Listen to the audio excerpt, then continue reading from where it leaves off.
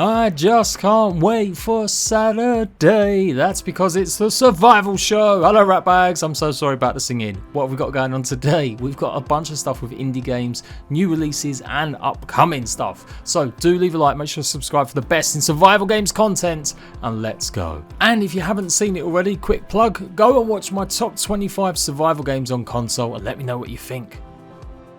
So Subnautica Below Zero is going to be available on Gamespass very, very soon. In fact, it's going to be coming out on the 23rd of September.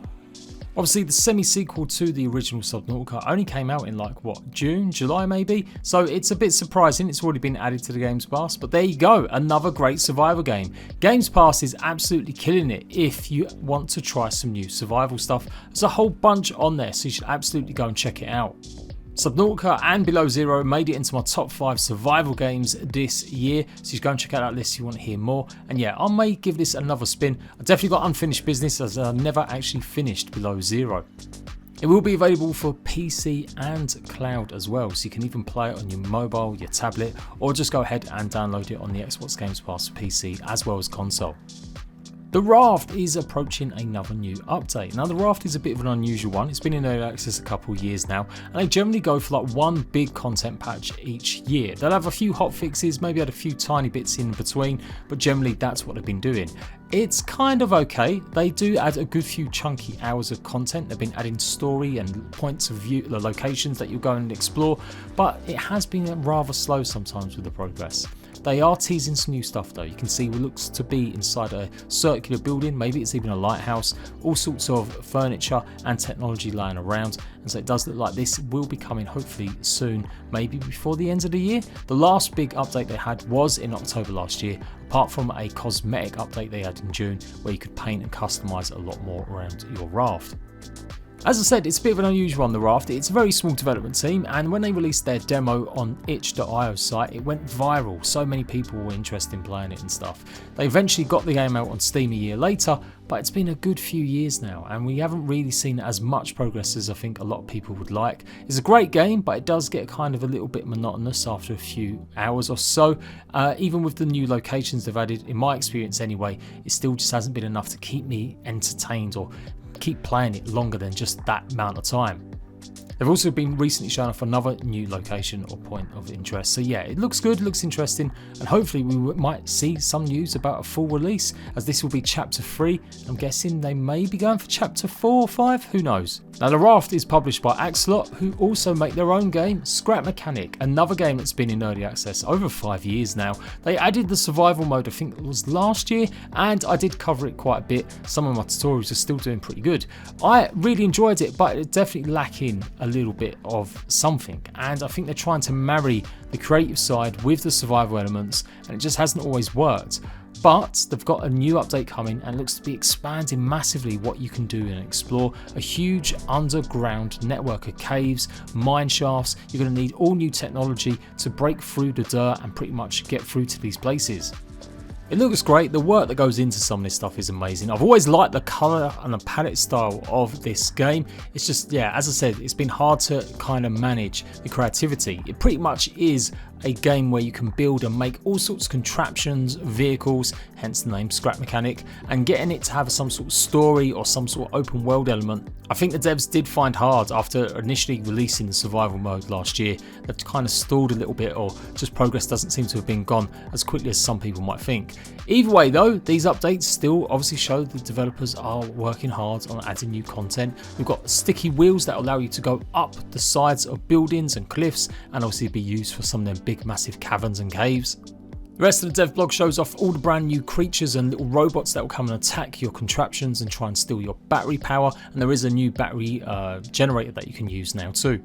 Brand new NPCs, brand new ways to cut down trees and get some of the harder materials with more unique items, and yeah, it's pretty cool, it's pretty interesting. No date as of yet when this update's going to release, but if they're teasing it now, I would say hopefully yeah, around maybe October, November time, possibly we might see the next big update.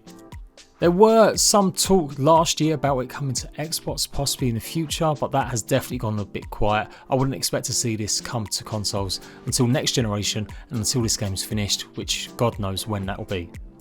Sticking with my Steam library of survival games news, we've got Osiris New Dawn, which adds the ability to sleep. Not exactly that revolutionary, but the game has apparently not had that mechanic in it before for its single player. It is meant to be a multiplayer game as well, and they're showing off a bunch of new stuff in terms of what you can do with the drone commands. UIs be revamped, making it a bit easier to control them, to go and explore and get resources, as well as the ability for ship collision. So now when you crash into something, your ship will go into hover mode afterwards. Another game that's been developed for such a long time. It's actually had more progress done in the last year than probably the last 4, ever since they split up with their publisher earlier on. I do say this a lot about a lot of these games because it's genuinely true. I want to go and revisit them. It's just finding the time with all the other new releases and trying to keep my channel going with guides and tutorials. But do let me know in the comment section if there's a game you really want me to take a look at. Maybe one of these kind of newer games, or games that people have kind of forgotten about, rather than like just Ark, Conan or DayZ. But yeah, another solid update. They've been doing this literally on a 2-week basis now, just adding a bunch of new content to its experimental servers, and now it's been put out onto the main game. Astroneer full update is here, adding a bunch of new ways to earn some cosmetics. Pretty much you're going to be harvesting and growing some sort of pumpkin style items on 3 different planets. They've also added a bunch of new items as well, including a repeater to add a little bit more functionality to some of the contraptions.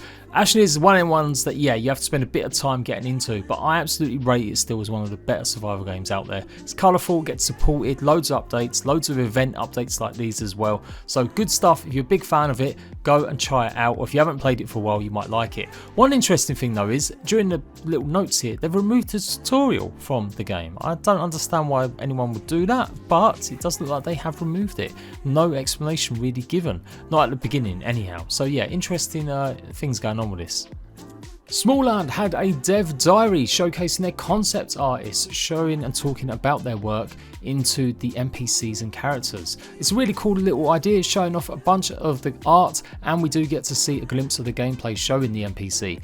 In this case it's the Elder, someone who's going to be probably giving you a lot of quests and a lot of help tutorial, maybe starting out. Don't forget that Smalland has got a free demo that everyone's going to be able to try in October. It's going to be available on Steam. Still no news about how long it's going to last and when we can actually try it, but as soon as we do get that info, I'll be the first to tell you guys. And yeah, Smalland's merge games doing good stuff every single week, dropping some sort of hints or reveals about the game, whether it's dev diaries or Q&As, so I like to see this stuff from new games that are about to release. As of right now, they're still planning to release at some point before the end of the year, and with some of the bigger games now being delayed, it could be a good idea. I'd kind of felt like it might get lost a little bit if it does release anywhere between now and Christmas, but with so many of the other games, yeah, being cancelled, it does look like it might have a better chance now of actually getting noticed a lot more. A couple of days ago there was a new trailer for bitcraft. I think I've mentioned this or shown it off briefly in the past, only very briefly. It's an interesting take on an MMORPG kind of genre. It's not going to have any real combat with other players. It's all about community and building. It's got a lot of survival elements in it, crafting, hunting, and you are going to be doing lots of base building and stuff like that, building up settlements. So yeah, an interesting take. Obviously this is not proper gameplay footage, this is in-game alpha footage, whatever you want to call it. But if it does look like this, oh my god, it could be interesting, yeah, for sure. Reminds me a lot like a Studio Ghibli game. So yeah, definitely want to check this out in the future. I may dive into it. I don't know a hell of a lot about it, so I'm probably going to do some research this week. So expect a everything you need to know video about bitcraft coming in the future. This week, of course, we had Valheim come out with their Hearth and Home update. It seems to be going well. There is a little bit of pushback about some of the changes, which is pretty natural with anything that mixes up, and that's what this update really does. It does add some new features like tameable and breedable loxes now. You can actually ride them, as well as a bunch of new resources and a few other items, including a brand new mob. But there are definitely more mechanic changes that have taken place under the hood, revamping food, revamping combat. And as ever with these kinds of changes, I think lots of players will take a bit of time to get used to it. I personally think it's a solid update. Go and check out my full video talking about it and some of the stuff that's come into it. And yeah, I can't wait to see what's next and also get more into the building with all the new build stuff that's going on. So yeah, go and check out some more guides that I've already done if you haven't seen the 6 or so I've done already. Out last week, Scrapnought out of Early Access 1.0. It's okay. This is a nice little indie game I caught last year. I showed it guys to you, and then obviously they released into Early Access 6 months ago. So they're already out of Early Access. They're adding a bunch of new features. They're calling it Chapter 2, and they've got plans to keep on updating it. Adding a whole new biome to explore, new puzzles, and revamping some of the boss fights. They've got new items, new decoratives, and you've got a blueprint system that you can go discover new items to build as well as quartz and light bulbs. I kind of really dig these types of games like Don't Starve. Again, it's something I don't or haven't been able to put on a channel as much because not everyone is a big fan of them, but they are survival games and I generally like the different types of survival, not just the same old stuff. So yeah, I kind of want to give this another shot, although the reviews for it haven't been kind since it's come out of Early Access in the last week. It's actually gone down by like 20%. It was sitting at like an 82% approval rating, now it's like 61%, so a lot of people are feeling like maybe just not enough was added for the 1.0 release. The devs have said they're going to carry on supporting the game though, they're going to be updating it still, they just simply wanted to revert to a 1.0 status and bring forward a next big update. Fingers crossed they get rid of some of the jankiness in the game and they properly have maybe done a little bit more with the control support, and I'll check that out in the future as that was my big gripe with it. It just didn't really have a good decent control system.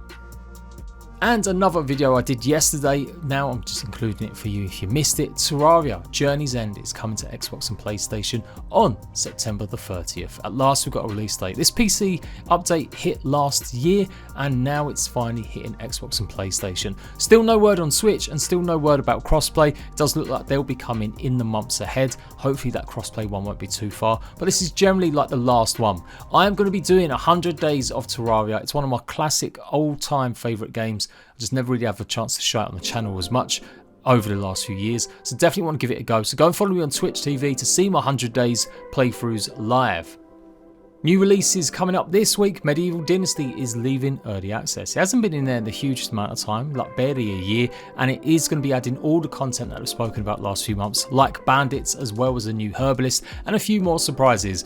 I've been waiting for this one. I feel like the game needed a little bit of urgency, something to combat against rather than just being a simulation survival game. And so having bandits that may come and attack you while you're roaming or going and clearing out some of their camps, that's what their latest dev blog pretty much talks about. So yeah, I think it absolutely needs this. But if you're not a big fan, you just like the simulation aspects of it, you don't want to be dealing with combat, well, you can turn it off in the settings. They've made it super simple, adding to a bunch of commands and stuff that you can use, just like in other survival games. So if you really want more peaceful experience, you can turn the bandits off. This is going to be coming out on the 23rd of September. I have got access and it's definitely a contender for my 100 days of survival. So I'm looking forward to giving it another shot. I haven't played it since it came out. I spent a good couple of weeks giving it a go and live streaming it and stuff. But yeah, I didn't really put as much time into it as I probably could have. So yeah, looking forward to that in the future.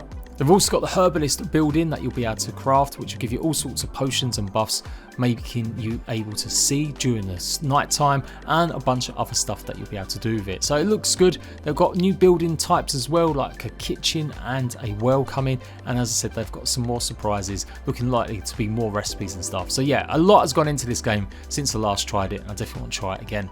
Console plans, as I've always stated, these publishers are pretty good at getting their games onto consoles.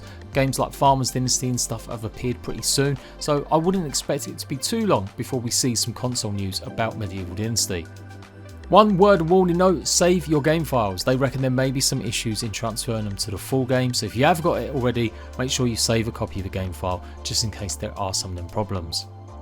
Sheltered 2, the sequel to pretty much a decent survival game, simulation based, kind of like Fallout Shelter, mixed in with a little bit of Project Zomboid, is going to be out on the 21st of September. It's looking likely just for PC at the moment, although the first one did appear on Xbox, PlayStation, as well as I think Nintendo Switch. So yeah, I'm going to check this out in the future too. So when I said that some games have been delayed and it might leave a bit of room for games like Smalland, well, Dying Light 2 is definitely one of them delays. It's been pushed back to February now from December.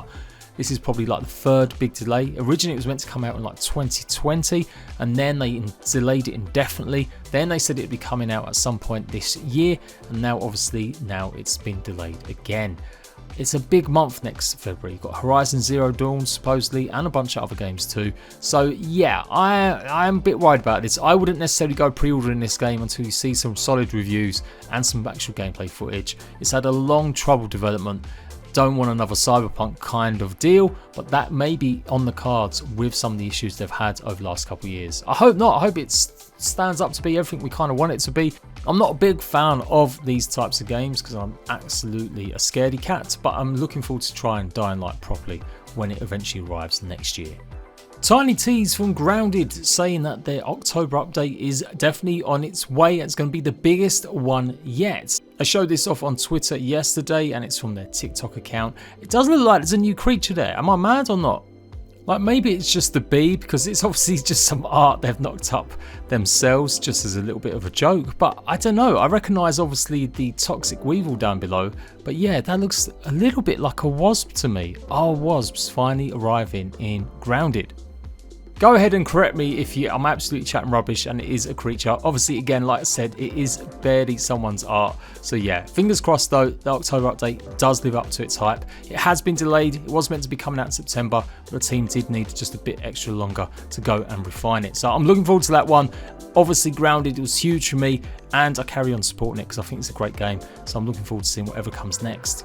Breakwaters now has a confirmed release window of October. It was meant to be out before the end of Q3, which is the end of September. So it's a small little delay, but it does look like the dev team want to spend a bit more time on getting the online co-op functionality working correctly before they enter early access. I showed this off a while ago. The first video got like 50k views or something stupid like that nearly, and the rest of the episodes kind of did okay. I think you guys probably need to see a bit more info about it and see what some of the more mechanics can show you, and I'm going to be showing all that very soon. I've had a bunch of updates that I haven't revisited just yet, so I'm looking forward to trying it out. And yeah, October release for everyone in early access. And there we go, another survival show done and dusted. Let me know if there's anything I've missed this week, breaking news or a new game trailer out, and what you really want to see me do in terms of 100 days or games that I might not be showing enough of. As always, I'll see you soon, Ratbags, and I'll catch you later.